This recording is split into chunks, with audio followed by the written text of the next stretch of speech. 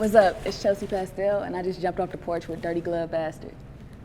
10 toes down, new to the town. Now he says jizz, but I don't fuck around. Keep one in the head, whole clip of rounds. Get too close, gotta aim for the crown. All right, we got Chelsea Pastel jumping off the porch with us today. What's up, y'all? How you feeling, sir? I'm feeling pretty good. How you feeling? I'm feeling pretty good. It's a pleasure to have you on the porch with us today. I'm very happy to be here. Thank I'm trying to tell your energy right, everything. I can feel it just vibrating off of you. Aw. So how does it feel to be working in the city of Atlanta?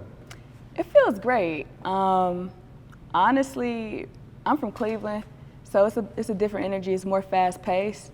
Everybody's been treating me real good, welcoming with open arms. So I love it here. I'm excited to be here, and I'm out here with my manager, Steve-O. So shout out Big Steve-O, man. Shout out to That's Steve-O. my dog.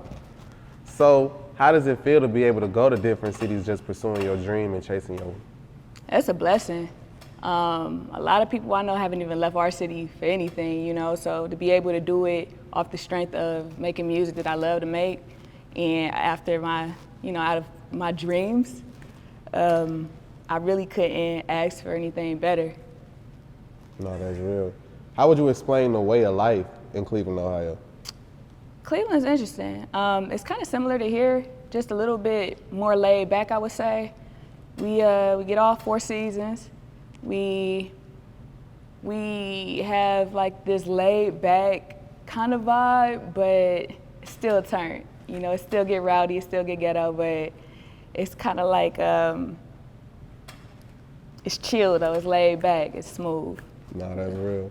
Yeah. How would you describe your childhood coming up? My childhood, it was pretty good. I was one of those kids that played a lot of instruments growing up, and always was in different music programs. I had a lot of friends. I grew up the only child in my house, but I do have siblings. And I spent just a lot of time just playing video games, you know, playing with my friends outside, making music, going to Disney World. The only child life is kind of spoiled, I guess they say. I was going to say, man, you had it made. Yeah, I ain't gonna lie, my childhood was great. It was great. I wish I could go back sometimes. Yeah. What instruments did you play? I played piano, saxophone, trombone, bass trombone, tuba, drums. Oh, yeah. You was a one-man band for sure. Yeah, my mom taught me how to play the sax, and she taught me how to play the keys, and from there I've been teaching myself how to play different instruments. That's and real. I went to a school of the arts, so basically that was my regular day, That's being in a real. band. How was it having a mother as a musician? It's interesting. She really, she won't claim she's a musician. She did it when she was younger in high school, but she always just had the saxophone in the closet. And I wanted to go to Cleveland School of the Arts. So she like, well, what's your art? I'm like, show me how to play the saxophone. So she showed me how to play it. And it went from there. But with her, I will say she's a music head. Like, her collection of music is crazy. So a lot of just influences come from things that she raised me to as far as music. Different things that, like, from anything between rap to classic rock to jazz, all of it. So she's pretty diverse in her library. That's real. Yeah. So how was your time attending Cleveland School of the Arts? It was cool. It was a lot more freedom than where I came from. I went to a private school at first, this little Catholic school, and I hated it. So when I got there, you know, we had to wear uniform and we could be free, you know, so I loved it. And also just being around that many talented people was dope, and it pushes you to be as talented as possible, because you're not like a big fish in a small pond there. You know, everybody got talent, so you got to come hard. And our school is real diverse because it's audition only to get in. So I'm meeting kids from all over the city, different parts of town, different suburbs, even from, you know, rich, poor, all of it. So I think it kind of shaped me to move how I move now. No, that's real. Yeah. How would you explain your music taste? Because I know growing up with experiencing with different instruments and hearing different things, your taste could be broad, you know what I mean? It's very broad. Yeah. I don't listen to nothing that sounds like what I make, Yeah. to be honest. Like, I listen to a lot of older music, older rock, alternative music. I do listen to some rap too though, but I don't listen to new music for real. Every now and then, if it's something that's a banger, I'm probably like play the hell out of it. But like, as far as my taste, it's so broad. Yeah. I'm moody, and it's a certain vibe. My music, I feel like I listen to things that are the color blue. I don't know how to make that make sense, but that makes a lot of sense. That's the vibe, basically. That's real. So at what point would you say you decided to jump off the porch and take music full serious? 2016. So before that, I was making beats and, really focused on production. And I was working in this music studio, recording other people and whatnot. But at night, when I was done with everybody else's session, I started experimenting with my own music. And I never wanted to record in front of people. So I was doing that. And then, when we had people at the studio, every now and then my stuff would come up on shuffle. They're like, who is this? And I'm like, it's me. Ain't nobody believe it at first. So that kind of gave me that confidence I needed to push some of it out. So I started putting music on SoundCloud for a second. And from there, I was pretty serious, but I feel like 2021 though is when it like went to a different level of seriousness, where it was like, I can't really turn back from this point. I'm here now, No, that's real. Yeah. So what would you say gave you the ultimate confidence to pursue it full time and just go against the grain? Just the reactions, like they started putting me on radio in Cleveland, started getting booked for more shows. I started getting music played on TV shows and stuff. Oh, that's so crazy. At the time I was working this corporate job, I hated it. But I'm starting to get checks from that. So I'm like, I don't know, man, I think it's time. And it started conflicting with my work schedule. So I'm getting booked for stuff and it's like I gotta take off and it ain't that much vacation time in the world for real. So, I sat on it, I wrote this email in my draft, had it sitting there for a minute and then I closed my eyes and hit send. That was it. That's real. Yep. How hard was that for you just to walk away from a consistent income? Very. I know. Extremely. I'm already knowing. Extremely. Like I've had a job since I was 16, just consistently, never, and I've always kind of been by the book. So like I don't really, I never really missed too many days. I've always just did what I had to do. So, and it gets shaky sometimes as an independent artist because you're gonna have those moments where stuff going, the flow rolling, but then you have the moments where it gets slow. And you gotta make a check from something or a payment from something last and stretch. So you gotta get creative. So fast too. Yeah, very fast. So, it was very terrifying at first, but it also felt really good and rewarding. No, for sure. So talk about going viral on Twitter for Stop Asking. Yo, that was crazy. It actually happened while I was here. Really? Last time I was here, about a year ago, like last November, I was here and I was opening up for a different artist on the road with him. And I had tweeted it, I want to say like 8 in the morning, right? Our flight to LA was at like 10. So between us leaving the hotel and going to the airport, it was kind of getting some buzz. It was like, I would say I had like 400 likes, which I was happy with that. I'm like, all right, cool. But then by the time we got from the checking in to the actual plane, now I'm at 1,000. So I'm like, okay, this is getting interesting. By the time we land, we at 8,000. Oh, shit. And then like, now people from different labels and stuff is DMing me like, hey, we like to meet and all of this stuff. So it was crazy. And at the time I was kind of sad because somebody had told me my music sucked. So like, that's even why I even tweeted it, And so, that negative turned into a super positive. I was just gonna say, yeah, that's dope for you to goddamn still power through that shit. You can't let that shit stop you up. Right. It was the way he said it. And it was like, I kept my face and whatnot. I was cool, but like in the car, I was pissed. Yeah. Like, man, he really just said that to me. Yeah. But, the world felt otherwise. No, real shit. How does the city of Cleveland support you? They support me a lot. Every time I go places, people come up like, yo, you rap. They might not even know my name, but they familiar. And I get a lot of love, which feels good. Cleveland, one of those places, we a tough critic.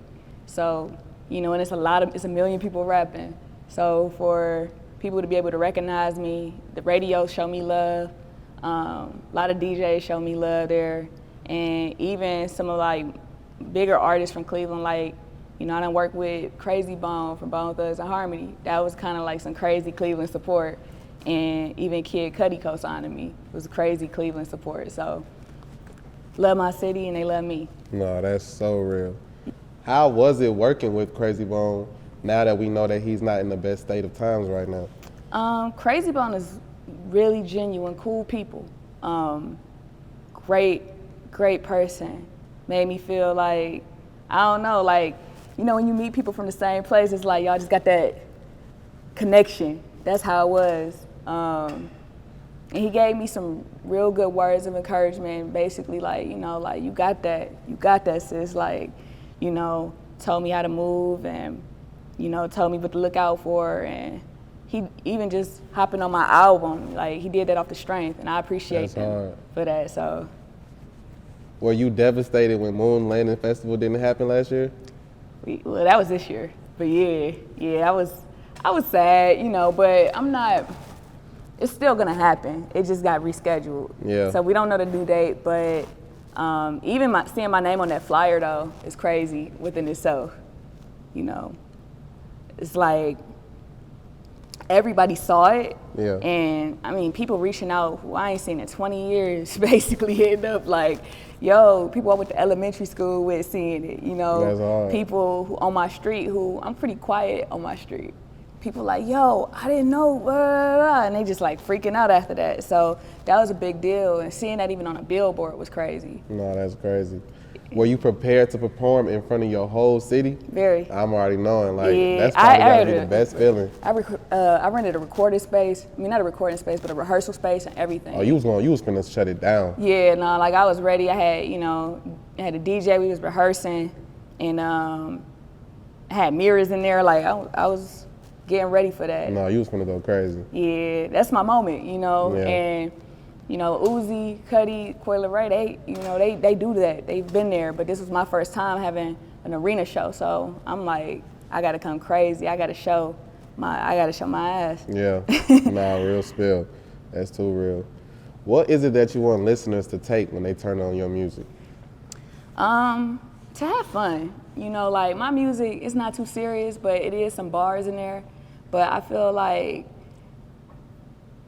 my music kind of has like a lot of color, confidence in it, and I want that to transfer to other people, to be that confident in being themselves, and to be colorful, be happy, be free, be fun. You know, that's the vibes. You know, I say some crazy stuff every now and then, but my music is really just a good time. So that's what I want people to take from it, a good time. No, that's real shit. Yeah. What is it that you want listeners to take from your new project?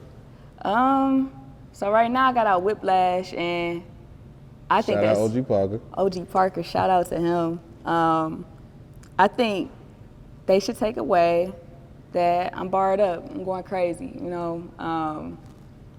We gonna give you the beat, you gonna have the vibes, the bounciness, but I'm actually saying something on there. No, for sure. When can we expect it?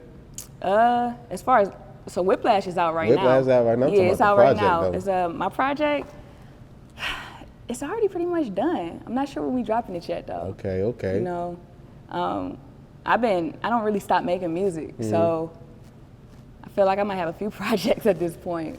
But I'm gonna roll out a few more singles. In the end, once I'm happy with that, then we'll be dropping the project soon. Real spill. What is it that you want most from your music career? Basically just to make the little girl me happy. You know, like those childhood dreams I want to actually manifest. You know, seeing myself on magazines, seeing myself performing on these big stages, touching other people, like being something that the girls can really take pride in listening to and being a fan of, and even be inspired by. You know, growing up, it really wasn't that many female rappers to really, like, compared to now, you know? So I want, you know, somebody who might not feel like they identify with a lot of things out here to be able to, if they see themselves in me, you know, be able to take pride in themselves. So, you know, just some good vibes for the girls and the guys. Real spill. How hard of an impact would you say it is to make when you're not talking about the things that we see every day in pop culture? Like, you know what I'm saying? From the ass shaking music. I got you. You know what I'm saying? I feel like it could be hard, but at the same time, it's low-key easier because if so much stuff is going on one way, right, and you sticking out because you doing something different. So once you get over that hurdle of being seen, and now that you got everybody's attention, I feel like it's cake from there because you're going against the grain. Right. You know, so that's noticeable. You're gonna notice that. Yeah. What is it that you would say you want most from being different, not doing the status quo, doing the left field thing? To inspire others to do that, you know, to talk to actual people who feel actual ways, you know, mainly to inspire. You know, I want we all should be able to be who we want to be and do what we want to do without being judged about it. Exactly. You're gonna get judged, but not worrying about that. Right. You know, and that's the thing. When you going against the grain, you putting yourself on the lines for scrutiny, possibly. You know, people either hate it or love it, and that's life. And I feel like, you know, if we all get kind of comfortable with that aspect of it, it'll be a better place for real. No, for real. More free spirits. No, you know? for real. Why do you feel people struggle with being themselves? Because what other people think, you know, or how they were raised, you know, especially younger years. A lot of people are basically still just dealing with their childhoods, right? So, you know, somebody told you as a kid, you know, you ain't gonna be this, or that's too this, or if somebody even just said purple don't look good on you as a 5-year-old, you might not ever wear purple again. That's right. Literally how it be. Like, you know, people just get broke down early. Yeah. So I think that's a part of it. And then, you know, just how society's set up, you know, we at a point where we almost programmed to like things and to be a certain way and to think things and to say certain stuff and not to say certain stuff. So I think everybody's just afraid of going against that, going against societal norms or, you know, getting judged, you know, getting made fun of. Simple stuff. Honestly. Besides music, what else are you working on in your free time? In my free time, I've been designing clothes. Ooh. I do that in my free time. I'm working on myself as far as just trying to get healthier. So, you know, I used to vape a lot, like, was addicted to the vape bags, waking up, hitting it, it was crazy. So I could just quit doing that. I quit that in July and I've been going strong. I've been tempted. Everywhere I go, I've been seeing the clouds. But, you know, especially if you out, you drinking or something like that, it make you want to vape. Yeah. So, like, that's been my big thing right now. And just taking care of myself mindfully, like, reading more, you know, free writing. I was just telling Steve-O, my manager, about that, like, just waking up and writing, not necessarily trying to write anything specific, kind of journaling, you know what I mean, and not judging what I'm writing, just to keep my creative mind going. So I just been working on me and trying to figure out more ways to utilize my creative energy and also my physical energy, trying to get into working out more, things of such. Real shit. As a woman, would you say it's hard to make out of Cleveland, Ohio? Yeah, it is. It's hard to make it out of Cleveland, Ohio, period. But as a woman, it is based on, like, especially an artist like myself, like, I kind of go against the grain of some of the women that have popped in Cleveland, and not even going against it. I feel like I do my own thing. We all do our own thing. I just don't necessarily make the same type of music, and my approach is a little more alternative at times, so it is a little bit tougher. But at the same time, like I was saying earlier, I think once you're in the platform for people to see it, they are drawn to that because it's something different, you know? So I think me being a female artist, especially like the way that I rap and the fact that I make beats and the fact that I kind of have a rich history with doing this, it makes it a little bit easier. Real shit. Yeah. What type of change would you want to leave on the city? I want us to have a more solid music scene. You know, we have a lot of talented artists, a lot of talented people. If we just kind of work collectively more to push our city first and put our city first before any of that personal ego, I think that's the change we need. I see it happen in all these other cities. I mean, look at Atlanta. Like, the way y'all support each other here, you know, is different. And it's something to take note of. Detroit even, you know, they support each other crazy. And it's like, us, I feel like that's all we need. If we all just collectively really put our energy into putting our city on and putting our city on the map, then it's up. It's too much talent there. So that's the positive change that I would like to lead. Like, you know, if I have a platform trying to open up doors for other people so it can keep going. Real spill. Yeah. What type of impact would you say you want to leave on the world? Shoot, a historic one, you know. I want to go down in the books as one of the more talented female rappers to ever do it, you know, to where people are playing my music way after I'm gone, you know, and kids who ain't even born yet are playing it at age 10 somewhere in 2070, you know what I'm saying? And it's considered classic at that point. No, that's the type of impact I want to leave, you know? Real. Rock and Roll Hall of Fame type impact. No, that's real. Yeah. Any last words and shout outs?